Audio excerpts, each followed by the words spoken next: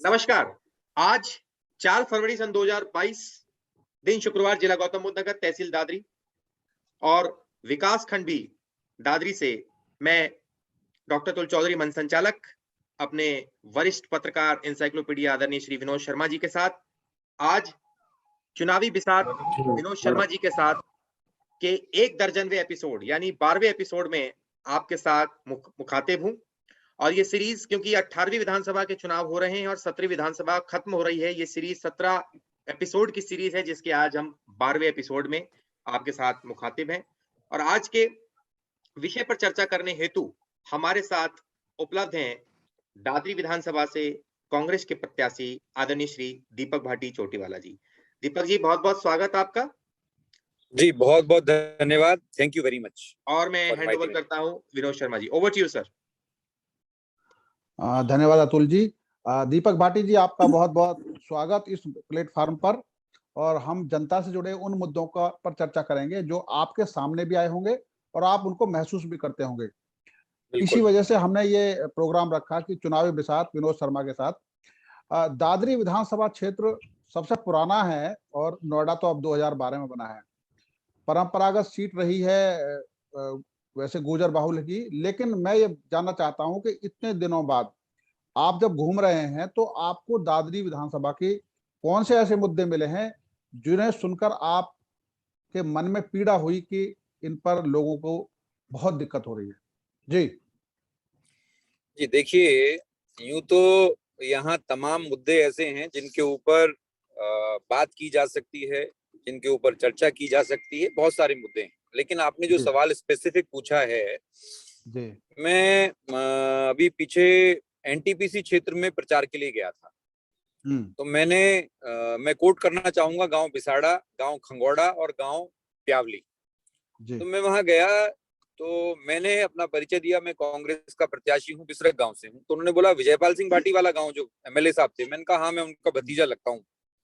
बोले कि ये जो सड़क जिस पे आप चल के आए हो, ये उन्हीं के जमाने में बनी है। ये 10 फीट की सड़क है, इसकी कभी भी चौड़ाई नहीं बढ़ाई गई। और आजकल के जो जनप्रतिनिधि हैं, जो पत्थर विजयपाल जी के नाम जमाने में डाला गया था इसके नीचे मोटा वाला, यदि आज खोदोगे और उस पत्थर पे यदि उस जमाने में नाम लिखने की या कुछ प्रक्रिया ऐसी होती तो उनके नाम के पत्थर यहाँ से निकलते। और वो बहुत गंदगी दरअसल वहां थी। वो पुरानी सड़कें बनी हुई हैं, पुरानी व्यवस्थाएं हैं। ऐसे ही खंगोड़ा में गांव में मैं खड़ा था, जो एनटीपीसी को जारचा से हमारी सड़क जो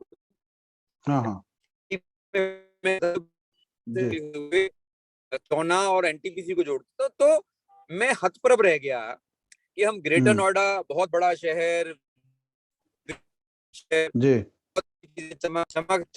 जो चकाचौंध है उसकी हम बात करते हैं। लेकिन मुझे लगता है कि ये जो आपका रोड है जो सूरजपुर से ग्रेटर नोएडा जाता है, वहां के अलावा ना तो कहीं चकाचौंध है, ना कहीं विकास है, और तकलीफें बेहिसाब हैं। तो बहुत सारी चीजें हैं जो मन को दुखी करती हैं। आज मैं फूलपुर गांव में था, कल मैं आनंदपुर गांव में था, जो दादरी विधानसभा का हिस्सा है। कहने को ग्रेटर नोएडा क्षेत्र है, लेकिन पहुंचने के लिए सड़क नहीं है, कच्चे रास्ते से चल करके हम लोग वहां गए।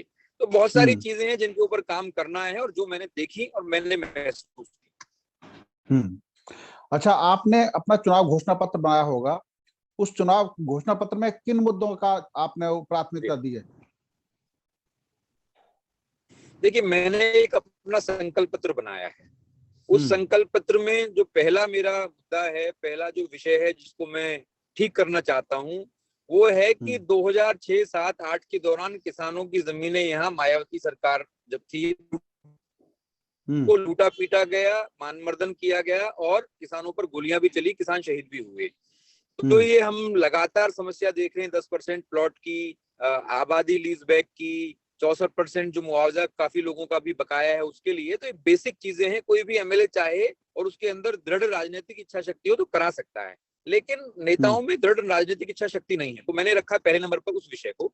दूसरे नंबर पर मैंने रखा है कि क्षेत्र के 50% बेरोजगारों को पहले साल के अंदर यदि मैं निर्वाचित होता हूं तो रोजगार दिलवाने का काम कर। आज मैं जब जाता हूं तो 5-5, 6-6 हजार की नौकरी के लिए लोग मेरा हाथ पकड़ लेते हैं। उनको लगता है कि नेताजी गाड़ियां लेके चल रहे हैं, काफिले में चल रहे हैं, भाषण देते हैं, भीड़ जुटती है, माला पहनते हैं, तो बड़े आदमी हैं। जबकि उन्हें नहीं पता कि भाई मेरे हाथ में अभी संवैधानिक ताकत नहीं है जिसका इस्तेमाल करके मैं स्थानीय जो उद्यमी हैं उनसे बैठक करके उन पे दबाव बना करके राजनीतिक रूप से भी सामाजिक रूप से भी लोगों को रोजगार दिलवा सकूं। ये तकलीफ यहाँ पर है। तीसरा मैंने रखा है कि जो बिल्डरों ने आतंक मचा रखा है ग्रेटर नोएडा और नोएडा एक्सटेंशन में, कि पैसा देने के बाद भी रजिस्ट्री नहीं है, बिजली के मीटर नहीं लगा सकते हो, खराब कंस्ट्रक्शन है, तमाम समस्याएं हैं। तीसरे नंबर पे मैंने उसको रखा है। चौथे नंबर पर मैंने रखा है कि हमारे यहाँ कोई भी इलेक्टोरल बॉडी नहीं है पंचायत स्तर पे, जबकि यहाँ 10 साल हो गए इलेक्शन नहीं हो रहे हैं।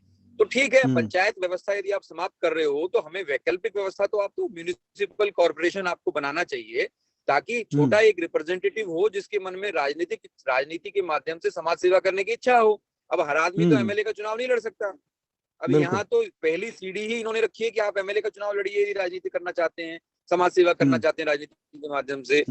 मैंने फिर एक पॉइंट ये रखा है इसमें कि जो हमारी पेंशन के लिए मैं बहुत सारे गांव में गया, उन्होंने कहा कि भैया हमारी पेंशन बनवा दोगे तो हम तुम्हें वोट दे देंगे। बताओ, एक बेसिक बात है जो ब्लॉक का अधिकारी बैठ करके इसका समाधान कर सकता है। बुजुर्ग महिलाओं की पेंशन नहीं बनी है, विधवा जो महिला है दुर्भाग्यवश उनकी पेंशन नहीं बनी है। तो मैंने घोषणा पत्र में तमाम मुद्दे ऐसे रखे हैं जिनको लेकर के मैं काम करने वाला हूँ, और ये मुद्दे ऐसे हैं कि कोई चांद के ऊपर सीढ़ी नहीं लगानी है। एक विधायक चाहे उसकी पार्टी सत्ता में हो चाहे ना हो, इन सब कामों को करा सकता है। जैसे नोएडा एक्सटेंशन इतना बड़ा शहर बसा दिया, एक स्टेडियम नहीं है, स्पोर्ट्स की फैसिलिटीज नहीं है। यहाँ आप ग्रेटर नोएडा में देखेंगे गौर चौक से लेकर के और पूरा 130 मीटर और सूरजपुर वाली जाने वाली सड़क पे एक भी फुट ओवर ब्रिज नहीं है। बहुत काम करना है, बहुत मुद्दे। मैंने बहुत सारी चीजों को अपने जो संकल्प पत्र है उसमें रखा है। आप ही की विधानसभा से जुड़ा ये मसला जो आपने अभी उठाया, इसका एक बहुत बारीक पहलू मैं आपको बताता हूँ कि जैसे आपके एरिया में शायद ये छपरौली मंगरौली भी आता है, शायद जी आता है, सेक्टर 137 आता है। अब अगर सेक्टर के आदमी का जन्म प्रमाण पत्र बच्चे का बनना है तो वो यहाँ के सेक्टर 39 के सीएमओ ऑफिस से बन जाएगा, लेकिन अगर छपरौली मंगरौली का बनेगा तो वो ब्लॉक से बनेगा। ये भेदभाव जो है ये बहुत महत्वपूर्ण है और इस व्यवस्था को आप लोगों को दुरुस्त करना है। ये आपकी जानकारी में मैं डाल बिल्कुल, ये डिस्क्रिमिनेशन है, मेरी जानकारी में है। अभी क्या हुआ था कि दादरी ब्लॉक के बहुत सारे गांवों को बिसरख ब्लॉक से जोड़ा गया और बिसरख ब्लॉक के बहुत सारे गांवों को काट दिया गया। मेरा मानना ये है कि जो ब्लॉक दादरी ब्लॉक के ऐसे गांव हैं जिनको दादरी में ही रहना चाहिए, मुझे लगता है उनको दादरी में जोड़ करके बिसरख ब्लॉक का कोरम पूरा करने के लिए हमारे पास और बहुत सारी पंचायतें हैं और बहुत सारे गांव हैं जिनको बिसरख में जोड़ करके बिसरख ब्लॉक भी बना रहे और दादरी ब्लॉक भी बना रहेगा। लेकिन ऊंचा अमीरपुर, सीदीपुर, खंगौड़ा एक कोने पे गांव है, वो धौलाना विधानसभा से लगते हुए हैं, उनको जोड़ दिया है बिसरख ब्लॉक में। तो ये डिस्क्रिमिनेशन है, ये वोटों की राजनीति के चक्कर में इस तरह से किया गया है। हम इसको दुरुस्त करेंगे, मेरी नजर में ये सारी चीजें हैं। अच्छा, आप ग्रेट नोएडा भी और नोएडा, क्योंकि ग्रेट नोएडा का भी कुछ रेजिडेंशियल एरिया आता है, कुछ नोएडा के भी जो मल्टी स्टोरी बिल्डिंग आती हैं, इनमें आप गए होंगे तो आपको किस तरह की समस्याएं सुनने को मिली? देखिए, सबसे ज्यादा समस्याएं तो जो आजकल बिल्डर बायर के बीच में ये कॉन्फ्लिक्ट चल रहा है, यही समस्याएं। देखिए, जितने भी सोसाइटीज में रहने वाले लोग हैं, शहर में रहने वाले लोग हैं, उसमें जर्नलिस्ट बहुत हैं, आईटी प्रोफेशनल्स बहुत हैं, बैंकिंग से जुड़े हुए बहुत सारे लोग हैं, टीचर्स बहुत हैं यहाँ पे, स्पोर्ट्स वाले लोग बहुत हैं और ब्यूरोक्रेट्स भी बहुत सारे हैं यहाँ पे। हर तरह की फर्टेनिटी यहाँ पर है। लेकिन ज्यादातर जो समस्या मुझे सामने आई है कि जो बेसिक अधिकार है उनका, पैसा ले लिया, रजिस्ट्री नहीं दे रहे हो, पैसा ले लिया, बिजली का बिल नहीं, बिजली का मीटर वो नहीं लगा सकते हैं, स्पोर्ट्स की फैसिलिटीज नहीं है, रामलीला मैदान यहाँ नहीं है। भाई, कल्चरल एक्टिविटीज को भी तो हमें बढ़ावा देना है। जब आप लाखों लोगों को यहाँ बसा रहे हो तो आपकी प्लानिंग ही मिस प्लानिंग है। तो ये सारी चीजें हैं, सारी बातें मेरे सामने आती रही हैं। अब बीच में मुझे ट्विटर स्पेस के ऊपर नेफोवा के पदाधिकारियों ने आमंत्रित किया था कि आप आइए और हमारी समस्याओं को एड्रेस करिए और बताइए क्या करोगे हमारे लिए। और उन्होंने मुझसे जब बात समाप्त हुई तो 100 रुपए के स्टाम्प पे लिखित में मांगा। गणतंत्र दिवस के दिन 26 जनवरी को उनको देके आया और मैंने वादा किया कि पहले 3 महीने के अंदर मैं निर्वाचित होऊंगा तो ये समस्या का समाधान कराऊंगा। कल प्रियंका गांधी जी का रोड शो था दादरी के अंदर। उन्होंने मुझसे पूछा कैसा चल रहा है, क्या तकलीफें हैं, क्या परेशानी है। तो मैंने किसानों वाली समस्या और बिल्डर बायर वाला जो है कॉन्फ्लिक्ट उनको बताया। तो उन्होंने कहा कि हाँ, नोएडा में भी इस तरह की बातें मेरे सामने आई थी, तो इसमें क्या करना चाहिए। मैंने कहा दीदी, इनको एड्रेस करना चाहिए। शहर में कांग्रेस बस है और बात वोट की भी नहीं है, बात है हमारे मौलिक अधिकारों की। तो इसको हमें एड्रेस करना चाहिए। देखिए अंदर ही ग्रेटर नोएडा और नोएडा के जो बिल्डर ये बचा रखा है हम इसको करेंगे। आप देखिएगा कल 1 घंटे के अंदर ही दादरी को निकली है, उनका ट्वीट आ गया है। तो हम लोग हाँ, कनेक्टिविटी की दिक्कत आ रही है शायद आपकी। हेलो, शायद थोड़ा हो सकता है, मैं थोड़ा वीक सिग्नल जोन में हूँ। हाँ जी, मैं थोड़ा वीक सिग्नल जोन में हूँ, थोड़ा कनेक्टिविटी की दिक्कत आ सकती है। ये 4-5 मिनट चलेगा, यहाँ सिग्नल थोड़ा कम आता है। जी हाँ, कोई बात नहीं। जी। अच्छा, दूसरी बात मैं ये कह रहा था कि अभी जो जैसे चर्चा चल रही है, एक सुझाव भी है एक तरीके से, और आने वाले दिनों के लिए भी है। जब 1976 में नोएडा बना था, उस समय कांग्रेस की सरकार थी, तो नोएडा बनाते समय 2 चीजों का प्रावधान किया गया था। जो ग्रामीण जिनकी जमीन जा रही है, उनके बच्चों को एजुकेशन और रोजगार। तो एजुकेशन के लिए ये था कि भी जो स्कूल खुलेंगे उनमें बच्चों को प्रायोरिटी में दाखिला कराया जाएगा, और जो कंपनियां खुलेंगी उनमें एम्प्लॉयमेंट होगा, और उसके लिए जो अलॉटमेंट लेटर दिए गए थे उसमें उसका प्रावधान किया गया था। उस प्रावधान के बाद उसकी मॉनिटरिंग नहीं हुई, उस पर कोई अमल नहीं हुआ, और उसका असर ये हुआ कि आज भी एजुकेशन के लिए बच्चे तड़पते हैं, अच्छे स्कूलों में दाखिला उनके नहीं हो पाते हैं।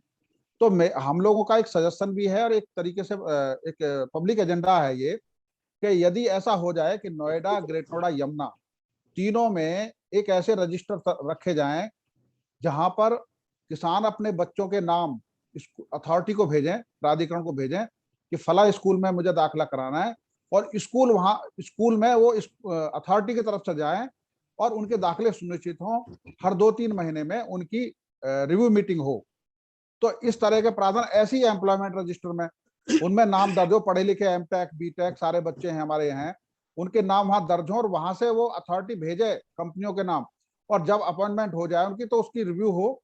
तो इस तरह के सुझाव पर आपका क्या कहना है? देखिए, बिल्कुल निश्चित तौर पर मैंने 3 साल पहले इस पे थोड़ा सा काम किया था। अब से 3 साल पहले रेहान स्कूल की हमने लीज डीड निकलवाई थी आरटीआई के माध्यम से। हमने लीज डीड को रिव्यू किया, तो इतना खेल ये लोग रचते हैं, इतना खेल ये लोग करते हैं।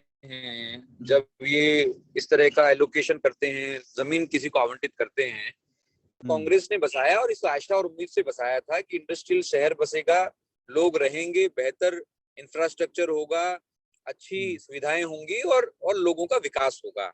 लेकिन अथॉरिटियों ने लोकल जो सरकार, तब से कांग्रेस की सरकारों के बाद से जो भी सरकारें रही हैं, उसके बाद इस तरीके से शोषण किया है यहाँ के किसानों के अधिकारों का, कि जिसका हवाला मैं उस लीज डीड के माध्यम से आपको बता रहा हूँ कि उसमें कहीं नहीं लिखा गया है कि स्थानीय किसान के बच्चों को, इतना प्रतिशत बच्चों को रियायती दर पर वो शिक्षा देंगे। अगर स्कूल की लीज डीड में लिखा नहीं है तो स्कूल कैसे बाध्य होगा ये काम करने के लिए? यदि लीज डीड में इसको लिखा जाए प्रमुखता से कि भाई ये जमीन हम ये आपको अलॉट कर रहे हैं, यहाँ स्थानीय जो किसान हैं उनके बच्चों को आपको रोजगार, उनकी पढ़ाई की समुचित व्यवस्था करनी पड़ेगी रियायती फीस पर। लेकिन जब हम उसको लिखेंगे नहीं, तो ना तो लीगल पहलू इसको हम बना पाएंगे, ना ही सोशल और पॉलिटिकल प्रेशर बना पाएंगे। यदि पॉलिटिकली इन चीजों को थोड़ा सख्ती से निपटेंगे तो कहेंगे ये तो राजनीतिक गुंडे हैं। तो मेरा कहने का मतलब है कि सबसे पहले तत्कालीन जो सरकारें रहीं, राजनाथ सिंह जी के नेतृत्व में, राम प्रकाश गुप्त के नेतृत्व में, कल्याण सिंह के नेतृत्व में बीजेपी की रही, मायावती जी की 3-4 बार रही, मुलायम सिंह यादव, अखिलेश यादव की रही, उसके बाद आपकी योगी जी की सरकार अभी है। तो मुझे लगता है कि सरकार के भ्रष्ट अधिकारियों से इस बात के जवाब तलब भी हम करें कांग्रेस की सरकार के आने के बाद, कि यदि 1976 में भूमि अधिग्रहण होने के बाद इस तरह की बातें हम लोगों ने रखी थी और ये प्रावधान रखा था, तो आपने उसके बाद जो लीज डीड की है उनमें उन चीजों को क्यों पॉइंट आउट नहीं किया? आपने कैसे ये पॉइंट जाने दिया, कैसे इस पॉइंट को छोड़ दिया? इसको हमें रखना है ना। और इस पे ये बिल्कुल सही बात है, मैंने अपना जो संकल्प पत्र बनाया है उसमें मैंने लिखा है कि स्थानीय स्कूलों में और स्थानीय अस्पतालों में 50% जो लोग हैं उनको, जो इकोनॉमिक वीकर सेक्शन है, ठीक है, किसान थोड़ा आर्थिक रूप से, बहुत सारे किसान समृद्ध भी हैं, ऐसी बात नहीं है, लेकिन जो इकोनॉमिकली वीकर सेक्शन से लोग आते हैं उनको भी, उनके बच्चे भी बड़े स्कूलों में पढ़ें, लेकिन रियायती दाम में पढ़ें, ताकि उनका भी समुचित विकास हो, उनको भी सही संगत मिले, वो लोग भी आगे बढ़ सकें। लेकिन इसके लिए हमें बहुत काम करना पड़ेगा और काम इसको लीगलाइज करना पड़ेगा। पहले जो अथॉरिटी के अधिकारियों ने स्कूल मालिकों से मिलकर के, सरकारों के दबाव में जो ये इलीगल काम किए हैं लीज डीड करके, उसको पहले हम लीगलाइज कराएंगे और उसके बाद फिर इनकी मजबूरी होगा, इनको करना पड़ेगा और करना भी चाहिए। आपकी जानकारी में एक और मुद्दा मैं बता रहा हूं जो आपके ही विधानसभा क्षेत्र में आता है, वो है नलगढ़ा। नलगढ़ा शहीद भगत सिंह की क्रांतिकारी स्थली रही है और वो वहां रहे हैं, और वहां पे आप गए होंगे तो वहां एक बोर्ड लगा है जिस पर लिखा है शहीद भगत सिंह स्मारक स्थली प्रस्तावित, और ये बोर्ड 2013 से ऐसे ही लगा हुआ है। इस पर कोई गौर नहीं किया गया। और बीच में जब केंद्रीय मंत्री महेश शर्मा जी बने थे तो उन्होंने कहा था कि जो दिल्ली से आएंगे वो पहले प्रेरणा स्थल होने के बाद नलगढ़ा होकर आगरा तक जाएंगे। तो जो पर्यटन स्थल बनना था वहां सिर्फ अभी एक बोर्ड लगा है पिछले 7-8 साल से। तो उस मुद्दे पर भी आपके, क्योंकि दादरी विधानसभा क्षेत्र में ही आता है ये भी, तो इसलिए उसको भी महत्वपूर्ण माना जा सकता है। जी देखिए ऐसा है, जो भी हमारे नेशनल मॉन्यूमेंट्स हैं, जैसे नलगढ़ा में क्या था कि हमारे जो क्रांतिकारी थे उन्होंने बम का परीक्षण वहां किया था, जो बम बना है ना। और हमारे क्रांतिकारियों की, क्योंकि अंग्रेज इतने दमनकारी उस समय थे, तो हमारे क्रांतिकारियों की नलगढ़ा थी शरण स्थली। तो हमारी ऐतिहासिक धरोहर है। नलगढ़ा के आसपास देखेंगे कि इतनी बड़ी बड़ी फैक्ट्री, इतनी बड़ी बड़ी आईटी कंसर्न्स वहां आ गई हैं, लेकिन नलगढ़ा का ना तो कोई विकास हुआ। नलगढ़ा को बहुत ज्यादा लोग, मैं तो चूंकि राजनीतिक व्यक्ति हूँ तो मैं समझता हूँ नलगढ़ा की इंपॉर्टेंस, लेकिन बहुत सारे जो लोग हैं, जो सोशल वर्कर भी हैं या जो नॉर्मल साधारण यहाँ ग्रामीण हैं, वो नलगढ़ा का जो ऐतिहासिक महत्व है उनको इसकी जानकारी नहीं है। तो बिल्कुल सरकार आएगी, और मैं नहीं भी आएगी तो हम कोशिश करेंगे। बहुत सारे मुद्दे ऐसे हैं, जैसे नलगढ़ा वाला आपने रखा, इसको मैं जरूर अपने एजेंडे में, मैंने अपने एजेंडे में अभी इसको शामिल नहीं रखा था, लेकिन मैं इसको अविलंब अपने एजेंडे में शामिल रखता हूँ। और कोई फर्क नहीं पड़ता, मैं अपना संघर्ष कर रहा हूँ, जय होगी पराजय होगी वो मुझे नहीं पता, लेकिन इसको मैं प्रमुखता से एक राजनीतिक और सामाजिक कार्यकर्ता की हैसियत से मैं इसको एड्रेस करूंगा और इसको मैं आगे लेकर के चलूंगा। हाँ, एक मुद्दा और आपकी जानकारी के लिए, जो तिलपता में दादरी से निकल के आते हैं तिलपता चौराहे तक, वो इतना बड़ा, इतना बिजी रोड है, क्या उस पर एलिवेटेड रोड नहीं बन सकता है? जो इतने दिन बाद भी हम लोग इस समस्या से जूझ रहे हैं, तो क्या वहां पे एलिवेटेड रोड नहीं बन सकता है? जो इस तरह की समस्याएं हैं और सब लोग देखते हैं, रोज निकलते हैं, आते जाते देखते हैं, प्राधिकरण का ये वो दायित्व है कि वो उसको समस्या का समाधान कराए। जी देखिए भ्रष्टाचार का बहुत बड़ा खेल हो रहा है वहां पे। जो फ्रेट कॉरिडोर बन रहा है, यदि दादरी में मेरा ऑफिस है, चुनाव कार्यालय मेरा दादरी में बना हुआ है, यदि मुझे ग्रेटर नोएडा जाना है तो मुझे दादरी से पहले सूरजपुर जाना पड़ता है, सूरजपुर से फिर मुझे ग्रेटर नोएडा जाना पड़ता है। जबकि जो 130 मीटर पे तिलपता चौक गोल चक्कर है, वहां से लेफ्ट हो जाएं तो हम 5 मिनट में ग्रेटर नोएडा पहुंच जाते हैं। लेकिन भ्रष्टाचार का इतना बड़ा खेल वहां चल रहा है कि वो पिछले 1.5 साल से 2 साल से एलिवेटेड रोड, उसका फ्रेट कॉरिडोर का काम चल रहा है। इतना डिले क्यों हो रहा है? इतना व्यस्त सड़क, और उसको आपने 1.5 साल से 2 साल से बंद करके रखा हुआ है। उसका सबसे बड़ा कारण ये है कि हर 3 महीने के बाद उसका, मुझे लगता है कि ये लोग जो टेंडर कॉस्ट है उसको बढ़ा देते हैं, और उसमें करोड़ों का घोटाला, करोड़ों का खेल चल रहा है। ये मेरी नजर में है, क्योंकि मैं रेगुलर वहां से गुजरता हूँ, मुझे तकलीफ होती है, बहुत सारे लोगों को तकलीफ होती है। तो एलिवेटेड रोड भी बन सकता है, लेकिन ये भी हो सकता है कि उस जो फ्रेट कॉरिडोर ये बना रहे हैं, जब भी किसी व्यस्त सड़क पर सड़क बनाई जाती है या पुल बनाया जाता है, रेलवे लाइन डाली जाती है, तो उसकी एक साइड को खुला रखा जाता है और दूसरी साइड से ट्रैफिक को बंद कर दिया जाता है। लेकिन इन्होंने 1.5-2 साल से पूरा उसको बंद किया हुआ है। बहुत बड़ा स्कैम है। इसके बारे में हम बात करेंगे यदि हमें वो ताकत मिलती है, लेकिन बिल्कुल एलिवेटेड रोड भी बन सकता है और बनना चाहिए। जितनी सुविधाएं आम लोगों की सुविधा के लिए हो सकती है, उनको जरूर होना चाहिए, जरूर करना चाहिए। अच्छा, ऐसे ही वहां पे जो देवला गांव के थोड़ा आगे चल के देखेंगे, इंडस्ट्रियल एरिया, जो सूरजपुर की तरफ चलते हैं हम, तो लेफ्ट साइड में जो इंडस्ट्रियल एरिया है उसकी कितनी खराब हालत है, जो यूपीएसआईडीसी के अंतर्गत आता है। वहां पे सड़कें नहीं बनी है, पूरा इंफ्रास्ट्रक्चर बहुत खराब स्थिति में है। उसके बारे में भी शायद आप लोगों को, जब आप गए होंगे तो आप तो चर्चा की होगी लोगों ने वहां पे।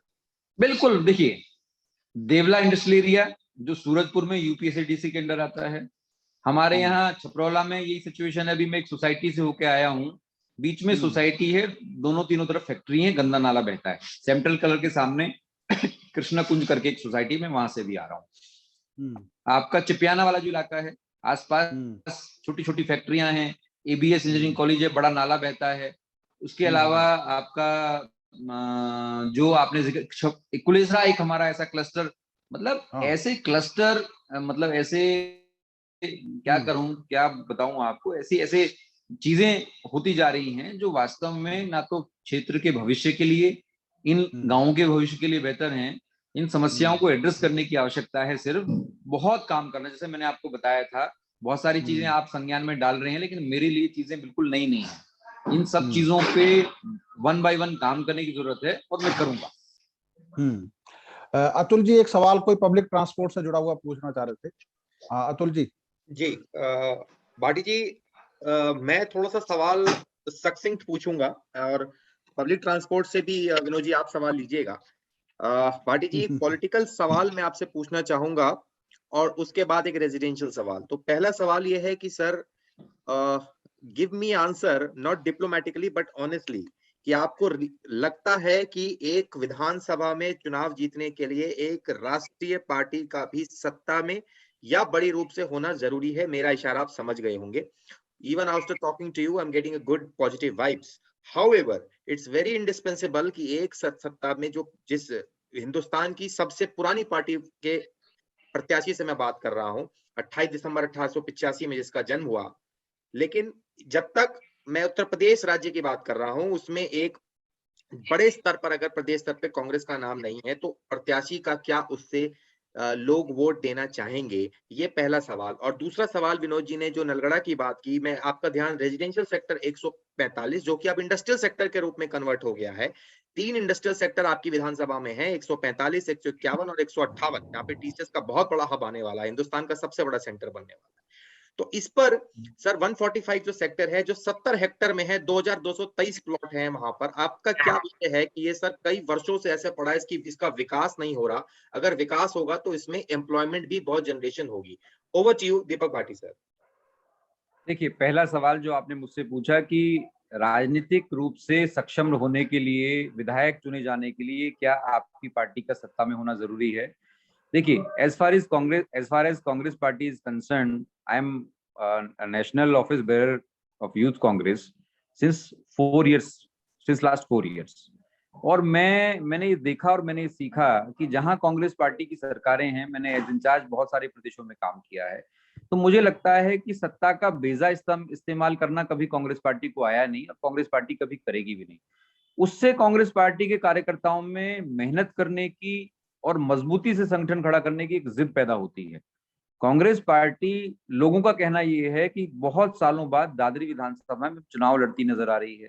बहुत सारे लोगों का कहना यह है कि कांग्रेस पार्टी का जो कैंपेन है as far as Dadri assembly is concern, marvellous campaign है, दिखाई दे रहा है, विजिबिलिटी अच्छी है, और आप लगातार ज्यादा से ज्यादा लोगों को रीच कर रहे हैं तमाम माध्यमों से, चाहे सोशल मीडिया हो, चाहे फिजिकल प्रेजेंस हो।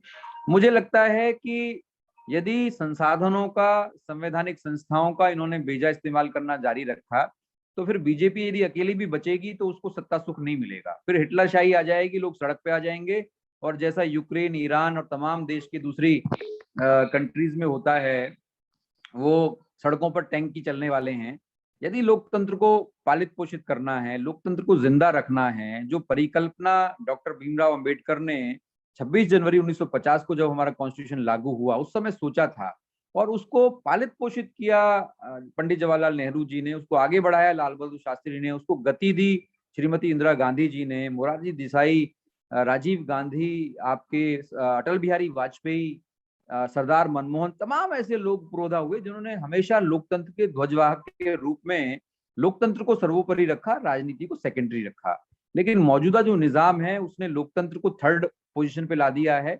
पहला उनकी प्रायोरिटी है पॉलिटिक्स, और दूसरी उनकी प्रायोरिटी है दमन, लोगों को का दमन करना। तो मैं समझता हूं कि यदि उत्तर प्रदेश में फ्री और फेयर इलेक्शन हो रहा है तो दादरी विधानसभा हम जीतने जा रहे हैं। जिस तरीके से मुझे प्रेम, आशीर्वाद और जिस तरीके से मेरी रीच हो रही है, जिस तरीके से लोग मुझे एक्सेप्ट कर रहे हैं। जहां तक आपका दूसरा सवाल है कि जो हमारे 3 सेक्टर हैं, इंडस्ट्रियल सेक्टर हैं, उनका डेवलपमेंट नहीं हुआ क्योंकि टीसी, देखिए 1 लाख वर्ग मीटर जमीन उनको दी गई है टीसीएस को यहाँ पर, ठीक है। क्यों नहीं हो रहा है? मुझे ऐसा लगता है कि टाटा कंसल्टेंसी सर्विसेज अडानी, अंबानी या दूसरे मोदी जी के जो मित्र हैं, टीसीएस थोड़ा उससे अलग है। मुझे ऐसा लगता है कि जब तक उद्योगपति मित्र सरकार को फायदा नहीं पहुंचाएंगे, जब तक उद्योगपति मित्र सरकार को लाभ नहीं कुछ किसी तरह का देने का काम करेंगे, तब तक सरकार डेवलपमेंट की तरफ मेरे ख्याल से सोचेगी ही नहीं। मुझे लगता है कि वो पैसे के इंतजार में है, जो भ्रष्टाचार का खेल होना है इतनी बड़ी लैंड पर, मैंने देखी है कि उस पर बोर्ड लगा हुआ है, बाउंड्री वॉल हो रखी है, लेकिन उसका डेवलपमेंट नहीं हुआ है। इसके पीछे मुझे साजिश की बू आती है कि जब तक प्राधिकरण के भ्रष्ट अधिकारियों को, उत्तर प्रदेश सरकार के भ्रष्ट मंत्रियों को और केंद्र सरकार के इशारे पर काम करने वाले कुछ ब्यूरोक्रेट्स और केंद्र सरकार के मंत्रियों को भी इसमें से मोटा पैसा नहीं मिलेगा, तब तक शायद ये डेवलप नहीं होगा। मुझे ऐसा लगता है कि यदि कोई जमीन हमने किसी को अलॉट की है तो उस पर सही समय पर उसके जो ड्यूरिंग टाइम पीरियड है उसका डेवलपमेंट होना चाहिए, ताकि रोजगार का सृजन हो सके। वहाँ लोकल लोगों को बहुत रोजगार मिल सकता है, काफी एम्प्लॉयमेंट जनरेट किया जा सकता है। तो इन सब चीजों पर ध्यान देने की जरूरत है। भारतीय जनता पार्टी की सरकार है, इनको सोचना चाहिए, है ना। हिस्टोरिकली हम लोग डाउनग्रेड हो गए हैं अपने जो एम्प्लॉयमेंट हमारा सेंसेक्स है उसमें।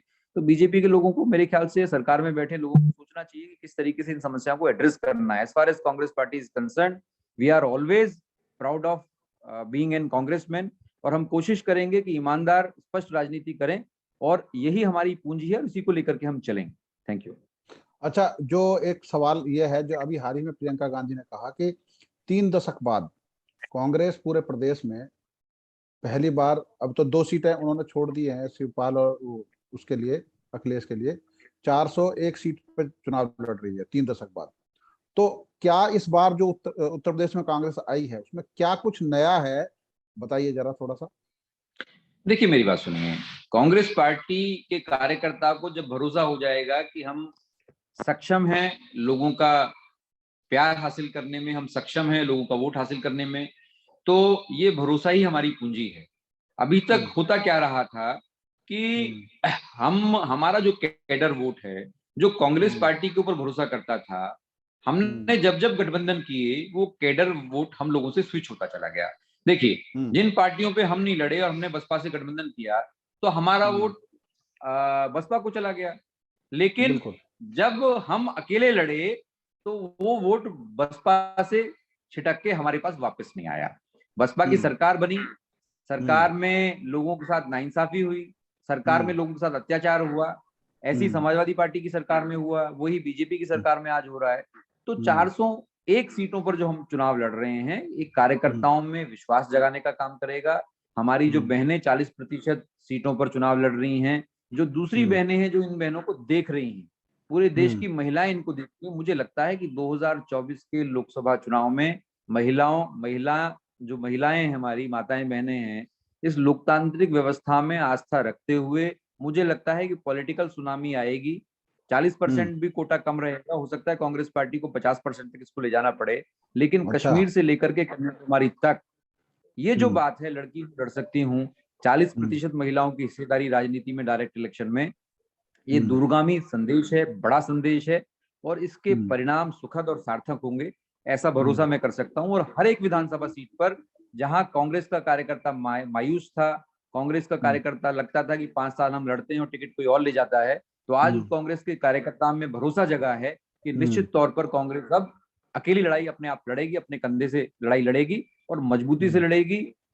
वोट प्रतिशत भी हमारा बढ़ेगा, सीटें भी हमारी बढ़ेंगी, और मुझे लगता है कि हमारे बगैर उत्तर प्रदेश में सरकार बनेगी नहीं, कांग्रेस पार्टी सरकार में आएगी। मुझे लगता है कि यदि जिस तरीके का अंडर करंट है अभी वोटर, तो बीजेपी के खिलाफ मुझे लगता है कि क्लियर मैंडेट ना कांग्रेस को आ जाए, मुझे ऐसा लगता है। 7 मिनट्स। हाँ, अभी एक सवाल बड़ा इंपॉर्टेंट है। आज ही मेरी किसी से डिस्कशन हो रहा था कि जितने भी सरकारी स्कूल हैं जो प्राइमरी एजुकेशन से रिलेटेड है, उनको बेहतर करने के लिए आप गए होंगे, स्कूलों की हालत देखी होगी आपने, और वो भी जब नोएडा, ग्रेटर नोएडा, जहाँ पे संसाधनों की कोई कमी नहीं है, पैसे की कोई कमी नहीं है, तो उन स्कूलों की दशा सुधारने के लिए कोई मुहिम आप चलाना चाहेंगे, जिससे कि बहुत से वो क्लास जो 80% वो क्लास है जो महंगे स्कूलों में नहीं पढ़ा सकती है, लेकिन बच्चों के अंदर प्रतिभा है, वो पढ़ नहीं पा रहे हैं शिक्षा का इंफ्रास्ट्रक्चर ना होने की वजह से। जी देखिए, कांग्रेस के जमाने में जब राइट टू एजुकेशन बिल हम लाए, राइट टू फूड हम बिल लाए, तो उसके पीछे एक सोच ये थी कि क्वालिटी एजुकेशन जो सरकारी स्कूल हैं उसमें पढ़ने वाले बच्चों को हम लोग दिला सकें, और वो एक अच्छी शुरुआत थी। जितना भी इंफ्रास्ट्रक्चर आप देख रहे हैं प्राइमरी एजुकेशन का या हायर सेकेंडरी एजुकेशन का, वो पूरा का पूरा इंफ्रास्ट्रक्चर कांग्रेस के जमाने का बना हुआ है। छोटा सा मैं उदाहरण देता हूँ कि बिसरख में प्राइमरी पाठशाला नंबर 1 और जूनियर हाई स्कूल नंबर 1, 2, ये हमारे इस तरह के नाम इनके हैं स्कूलों के। तो जब मैं पैदा हुआ था तब भी यही था। उस समय कांग्रेस की सरकार थी, मुझे याद नहीं है। आज मैं खुद विधानसभा का चुनाव लड़ रहा हूँ, 39 साल मेरी उम्र है, आज भी वही है। तो भाई यदि हम इंफ्रास्ट्रक्चर को एक्सपेंड नहीं करेंगे, इसको डेवलप नहीं करेंगे, वहां बच्चों को फैसिलिटीज नहीं देंगे, बच्चों के पास बेंचेस नहीं है। कई लोकल स्थानीय जो उद्यमी हैं उनसे बात करके मैंने अपने गांव के स्कूलों में बेंचेस की व्यवस्था कराई है। कभी कभी आर्थिक सहयोग भी हम लोग देते हैं, क्योंकि टीचर्स अच्छे हैं, इसमें कोई दो राय नहीं है। लेकिन जब तक बच्चों को आप उनको अट्रैक्ट नहीं करोगे, अभिभावकों को आप अट्रैक्ट नहीं करोगे, तब तक प्राइमरी स्कूल में, जूनियर हाई स्कूल में बच्चा पढ़ने नहीं आएगा। आप सोचेंगे सिर्फ मिड डे मील को खिला करके उसमें कभी कॉकरोच निकलता है, कभी छिपकली निकलती है, कभी चूहा निकलता है, उसको खिला करके आप बच्चों को अट्रैक्ट करके और उनको शिक्षा दे पाएंगे? मैं नहीं समझता ये संभव है। बच्चों को अट्रैक्ट करने का सबसे अच्छा तरीका है कि क्वालिटी ऑफ एजुकेशन अच्छी हो, उसकी गुणवत्ता बढ़े, ताकि पेरेंट्स को लगे कि हम बच्चे को सही स्कूल में भेज रहे हैं। साथ ही साथ जो इंफ्रास्ट्रक्चर है उसके ऊपर काम किया जाना चाहिए और एक्सपेंशन होना चाहिए। मैं नहीं समझता कि यदि आप जानकारी प्राप्त करेंगे कि उत्तर प्रदेश में कांग्रेस के जमाने में कितने प्राइमरी और जूनियर हाई स्कूल थे, कितने इंटर कॉलेजेस थे, और उसमें और आज में योगी जी के जमाने में कितना फर्क आया, बहुत मार्जिनल फर्क आया होगा। तो मुझे लगता है कि पिछली सरकारों ने बिल्कुल इस ओर ध्यान नहीं दिया। यदि ध्यान देते तो स्थिति अलग होती, और आप ये सवाल मुझसे आज नहीं पूछते। हाँ, अच्छा, अभी जो विधायक तेजपाल नागर जी का 5 साल का कार्यकाल, उससे पहले बसपा के दो सत्र रहे थे, तो इनके कार्यकाल का आकलन किस तरह करते हैं? क्योंकि एक इन्होंने अभी एक हाल ही में तेजपाल नागर जी ने कहा कि मैंने स्थानीय बच्चों के लिए 75% रोजगार की व्यवस्था कराई। क्या सही है? आप इसके बारे में क्या कहना चाहेंगे? देखिए, हाथ कंगन को आरसी क्या और पढ़े लिखे को फारसी क्या। विधानसभा क्षेत्र के 50% से ज्यादा गांव में तेजपाल नागर जी को घुसने नहीं दिया जा रहा है। उनके खिलाफ जिंदाबाद मुर्दाबाद के नारे लग रहे हैं। तो ऐसा उन्होंने कुछ तो लोगों के साथ घृणित काम किया होगा कि जो लोग उनके खिलाफ हो गए हैं। जो जीटी रोड है, लालकुआं से लेकर के और लोहारली टोल प्लाजा तक, जहां हमारी विधानसभा है, उससे थोड़ा और आगे तक, यदि आप देखेंगे और पाएंगे कि अधिकांश वो गांव जो जीटी रोड से दाईं तरफ थे, लेफ्ट हैंड साइड थे, उस तरफ के गांव में उनका बहुत विरोध हुआ। वहां तो जमीन अधिग्रहण नहीं हुआ, वहां तो इस तरह का कोई आंदोलन कभी नहीं हुआ, लेकिन वहां विरोध और गतिरोध इसलिए ज्यादा उनका हो रहा है कि रोजगार के मुद्दे पर लोग उनको घेरने का काम कर रहे हैं। उन्होंने न सिर्फ अपना स्क्रैप और कबाड़ का जो कारोबार था उसको एक्सपेंड किया, उसको आगे बढ़ाया, बल्कि वहां से उन्होंने बहुत पैसा अर्न करने का काम किया। और हमारा ये विषय नहीं है उन्होंने पैसा कहां से कमाया कहां से नहीं कमाया, मैं इस पे जाना नहीं चाहता। मैं तो सिर्फ ये कहना चाहता हूं कि आप विधायक हैं तो विधायक की तरह आपको पेश आना चाहिए, विधायक की तरह आपकी कार्यशैली होनी चाहिए, विधायक की तरह आपको नजर आना चाहिए। ऐसा पहले दादरी विधानसभा के इतिहास में कभी नहीं हुआ कि आप गांव में घुसे और गांव में आपके पीछे लोग दौड़ पड़े, आपको वहां से पलायन करना पड़े, आपको वहां से भागना पड़े। ऐसा पहले कभी नहीं हुआ है। तो मुझे नहीं लगता कि मुझे बीजेपी के जो एमएलए हैं जिनका नॉमिनेशन से 24 घंटे पहले तक टिकट भी कंफर्म नहीं था, जिन पर उनकी पार्टी दांव नहीं लगा रही थी, ये तो भला हो स्वामी प्रसाद मौर्य का कि बीजेपी में ऐसा रैम्पेज उन्होंने किया, ऐसी भगदड़ मचाई कि ये जो 35-40 लोग थे जिनके टिकट वेस्टर्न यूपी में काटे जाने थे वो बच गए। उसमें से तेजपाल नागर जी भी एक हैं। तो मैं उनके बारे में कुछ कहना नहीं चाहता, जनता उनको जवाब दे रही है, दे चुकी है। मुझे नहीं लगता है कि इस बार वो तीसरा स्थान भी प्राप्त करते हैं। अच्छा, 1980 में आखिरी बार जीती थी कांग्रेस दादरी में, जब विजयपाल जी बने थे। और 1980 के बाद अब आप 2022 का चुनाव लड़ रहे हैं, तो कांग्रेस को किस स्टेज पे पा रहे हैं इस समय दादरी में? देखिए, कांग्रेस का कार्यकर्ता यदि हम उसको रीच आउट करें, मैं एक गलती को स्वीकार करूंगा कि 1985 के बाद आखिरी बार 80 में ताऊजी विजयपाल जी एमएलए बने थे, 85 में भी कांग्रेस पार्टी ने उनको टिकट दिया और वो कुछ वोटों से चुनाव हार गए थे। लेकिन 1985 के बाद जितने भी चुनाव कांग्रेस पार्टी ने लड़े, मुझे लगता है कि हम जो अपने कोर कार्यकर्ता हैं उनको रीच आउट नहीं कर पाए। यदि हम उनको रीच आउट कर पाते तो शायद इतना ज्यादा जो खराब माहौल कांग्रेस पार्टी के प्रति रहा पिछले चुनाव तक, विधानसभा चुनाव की जहां तक बात है, वो शायद नहीं होता। आप याद करिए जब रमेश चंद्र तोमर चुनाव छोड़ करके भाग गए थे तो कई हजार वोट उनको मिले थे, जिसमें दादरी विधानसभा क्षेत्र की बहुत बड़ी हिस्सेदारी थी। इसका मतलब ये है कि यदि हम रीच आउट करते हैं कांग्रेस के कार्यकर्ताओं को तो मल्टीपल हो जाता है। एक लोकसभा का प्रत्याशी यदि चुनाव छोड़ के भाग जाता है और उसको एक विधानसभा से 12-13 हजार 14 हजार वोट यदि मिल जाते हैं, यदि उन लोगों को हम रीच आउट कर लें तो मल्टीप्लाई हो सकता है, वो 4 गुना हो सकता है, वो 5 गुना हो सकता है, वो 6 गुना हो सकता है। तो मैं समझता हूं कि कांग्रेस के प्रति प्यार, कांग्रेस को वोट देने की मानसिकता और कांग्रेस का कार्यकर्ता दादरी विधानसभा में बिल्कुल कम नहीं है। जरूरत है सिर्फ उनको रीच आउट करने की। मैंने रीच आउट किया है, मुझे नतीजे अच्छे मिल रहे हैं। शहर में मेरे को शायद इतना वोट मिलेगा, इतना कांग्रेस पार्टी को कभी शहर में वोट नहीं मिला। बीजेपी हिस्टोरिकली शहर में इस बार डिग्रेड हो रही है। शहर में समाजवादी पार्टी बसपा का वोट नहीं है।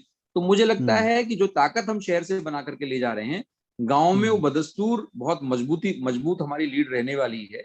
और मुझे लगता है कि बहुत समय के बाद एक इतिहास बनेगा। 37 साल के बाद, 37 साल पहले आखिरी बार ताऊजी विजयपाल सिंह भाटी जी एमएलए यहाँ थे, तो काफी समय के बाद इसी तरह की चीजें। बाकी आप पत्रकार हैं, आपका जो रिसर्च है, आपका जो ऑब्जर्वेशन है वो हमेशा स्ट्रांग रहता है। सोशल मीडिया से लेकर के ग्राउंड रिपोर्टिंग से लेकर के तमाम आप चीजों को देखते हैं। मैं नहीं समझता कि हम किसी भी प्रत्याशी से चुनाव का जो प्रचार करने का तरीका है, इलेक्शन कमीशन की गाइडलाइंस को फॉलो करते हुए, हम किसी से कमजोर हैं। बहुत अच्छा इलेक्शन लड़ रहे हैं, बहुत समर्थन और प्रेम हमें मिल रहा है। और बिफोर टाइम मैं आपको बहुत भरोसे के साथ बता रहा हूँ कि शिकायतें रहती हैं कि प्रत्याशी हमारे गांव नहीं पहुंचा, यहाँ नहीं पहुंचा, वहां नहीं पहुंचा। बिफोर टाइम 24 घंटे पहले प्रचार समाप्त होने से हम लोग पूरे क्षेत्र को रीच आउट कर चुके होंगे, एक एक जगह जा चुके होंगे और हम लोग अच्छा इसमें अपनी स्थिति में हैं। आपका बहुत बहुत शुक्रिया, आपने समय दिया हमें। और हम सभी मतदाताओं से अपील करते हैं कि वो अधिक से अधिक 10 फरवरी को मतदान करें। अतुल जी समाप्त करिए। जी thank you so much. Closing because 30 seconds are only left. तो बहुत अच्छे आपने जवाब दिए और आशा करता हूं कि 10 मार्च को परिणाम जैसा आप अपेक्षा कर रहे हैं वैसा आए और let the best man win. Thank you so much Chotiwala. Thank you very much, बुलाने के लिए शुक्रिया, धन्यवाद, नमस्कार। बहुत बहुत धन्यवाद आपका।